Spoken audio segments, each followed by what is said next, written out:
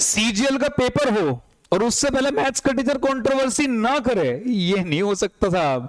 Paper सही तरीके से बच्चों को नहीं करने दिया जाएगा। अगर वो तैयारी करेंगे तो सबसे पहले कोई भटकाएगा तो मैथ्स का मास्टर होगा।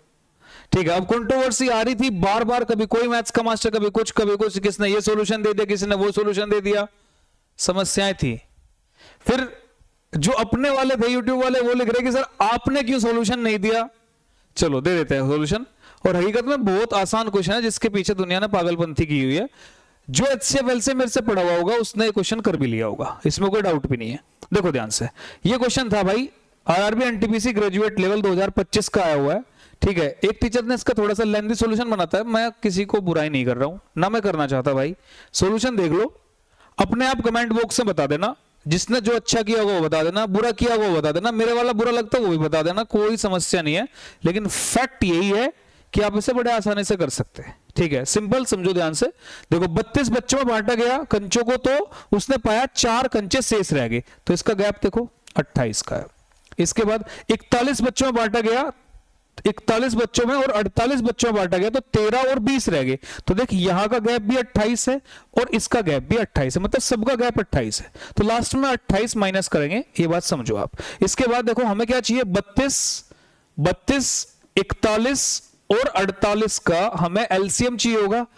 एक तो एलसीएम चाहिए होगा, एलसीएम में किसी नंबर की मल्टीप्लाई करेंगे और उसमें से हम 28 घटा दे रहे होंगे, बस ये आंसर होता है इस क्वेश्चन का। अब देखो ध्यान से, समस्या जीवन में क्या है, सर एलसीएम ही कैसे ले, यार इतना तो आसान है। 32 और 48 का एलसीएम होता है 96, 41 प्राइम नंबर है, ये हो गया, होगा जी 96 गुणा 41।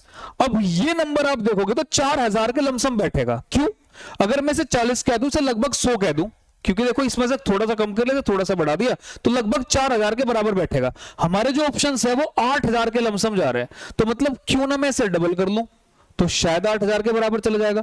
96 गुणा 82 हो गया भाई। अब देखो 100 से 18 कम है और ये 100 से 4 कम है, 18 गुणा 4 72, मतलब लास्ट में 72 कंफर्म। यहां -4 था तो इसमें से 4 घटा देंगे, मतलब 78, तो 78 72 हो गया डिजिट। अब 78 72 डिजिट है, मैंने आपको बोल चुका, देखो सबका गैप सेम है, सबका गैप सेम है, तो एलसीएम माइनस गैप करते, तो माइनस गैप कर दिया 28, तो ये बन जाएगा 7844, बनेगा 7844। कहां पड़ रहा है 7844? ऑप्शन डी के अंदर है। बस इतना सा करना था यार, फालतू नोटंकी बचा दी कुछ, इसमें पता नहीं क्या क्या क्या दुनिया ने क्या बता दिया भाई। कुछ करना था 32 और 48 का, अगर हम एलसीएम जानते, बचपन से जानते कि सर 96 आएगा, क्योंकि सर इसे हम ऐसे भी कह सकते हैं 16 गुणा 3 48 होता, 16 गुणा 2 32 होता, तो 16 गुणा 2 गुणा 3 आ जाएगा 96। कितना सिंपल सेक्शन है समझने का। ठीक है, कोई खास कंट्रोवर्सी करने लायक क्वेश्चन देखो था नहीं कि सर मैं इसका रामायण सोल्यूशन बता दूं, ये बात आप बहुत अच्छे समझते हो जो मेरे से पढ़ा हुआ वो भी। ठीक है, और सारे टीचर्स जितने भी हैं रेस्पेक्टेड हैं, तो प्लीज इन बच्चों के साथ कम से कम पेपर के टाइम पे कंट्रोवर्सी मत किया करो भाई। ठीक है, ये सवाल जितने मैथ्स के टीचर है वो सारे करा सकते हैं, ऐसा कोई सा भी टीचर नहीं होगा जिसने मैथ्स पढ़ा होगा या पढ़ा रहा होगा कि वो इसे नहीं करा सकता। ठीक है, तो कोई छोटी छोटी बात के ऊपर बच्चों को तिल का ताड़ बनाया जाए तो मुझे लगता है वो गलत है। पेपर का टाइम है भाई, अपनी मेहनत करो, क्लास देखते रहो, अजराना मैथ्स ऐप डाउनलोड कर लो। ठीक है, और मैथ्स के ऐसे सॉल्यूशंस आराम से कर सकते हैं।